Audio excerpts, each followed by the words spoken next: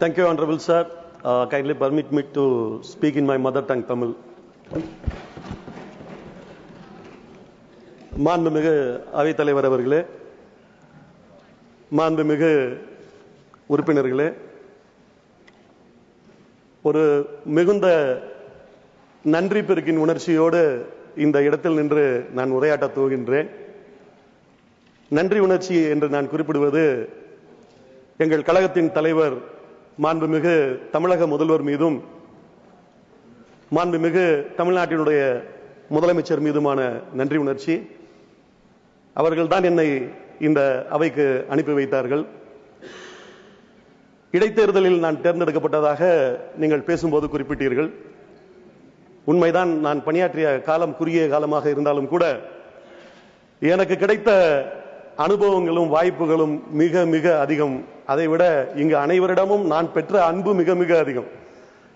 ஆளும் கட்சி தரப்பிலாக இருந்தாலும் சரி, எதிர்கட்சி தரப்பிலாக இருந்தாலும் சரி, ஒவ்வொருவர்களும் என் மீது காட்டிய அந்த அன்பையும் நட்பையும் என்றென்றும் நான் மறவேன்.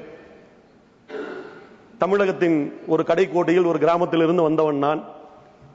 தூரத்தில் இருந்து நான் பார்த்து வியந்த தலைவர்கள் உடனெல்லாம் நெருங்கி பழகுகின்ற வாய்ப்பை இந்த அவை தந்தது. அதையும் விட இன்னும் சொல்ல போனால், அரசியலையும் சரி, அரசாங்க நடைமுறைகளையும் சரி, தேசிய அளவில் ஒரு பரந்துபட்ட பார்வையோடு எப்படி அணுகுவது என்கின்ற அந்த அனுபவத்தை இந்த அவைதான் எனக்கு அளித்தது. இப்படி எத்தனையோ ஒரு இனிமையான நினைவுகள் எனக்கு. இந்த அவையில் நான் பல்வேறு கோரிக்கைகளை வைத்திருக்கின்றேன். அதில் பல நிறைவேறவும் செய்திருக்கின்றது. என்னுடைய இந்த நிறைவு பேச்சின் போது நிறைவாக ஒரே ஒரு கோரிக்கையை மாத்திரம் நான் வைத்து நிறைவு செய்ய விரும்புகின்றேன். தமிழ்நாட்டில் திண்டுக்கல் மாவட்டத்தில் திண்டுக்கல் பழனி வழியில் கணக்கம்பட்டி என்கின்ற ஒரு ஊர் இருக்கின்றது. அங்கு பழனிசாமி என்கின்ற ஒரு மகான் ஒருவர் வாழ்ந்து தற்போது மறைந்து விட்டார். இருப்பினும் கூட அவரது லட்சக்கணக்கான பக்தர்கள் தினமும் அங்கு சென்று வருகின்ற ஒரு கோயிலாக அந்த கோவில் அந்த ஊரில் இருக்கின்றது. அந்த ஊரின் வழியாக இருப்பு பாதை செல்கிறது, ரயில்வே லைன் செல்கிறது. எனவே அந்த பக்தர்கள் அங்கு ஒரு தனி ரயில் நிலையம் அமைக்க வேண்டும் என்கின்ற அந்த கோரிக்கையை இங்கே வைக்கும்படி என்னிடத்திலே கோரினார்கள்.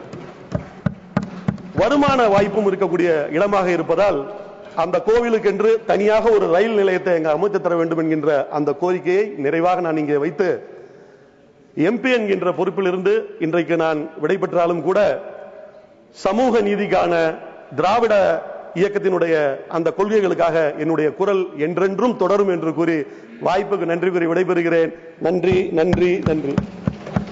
செய்திகளை உடனுக்குடன் தெரிந்து கொள்ள கீழ்கண்ட கேபிள் மற்றும் டிடிஎச் நெட்வொர்க்குகளில் எம்நாடு செய்தி தொலைக்காட்சியை காணுங்கள். பாதகம் செய்பவரை கண்டால் நாம் பயம் கொள்ளலாகாது பாப்பா. மோதி மிதித்து விடு பாப்பா, அவர் முகத்தில் உமிழ்ந்து விடு பாப்பா.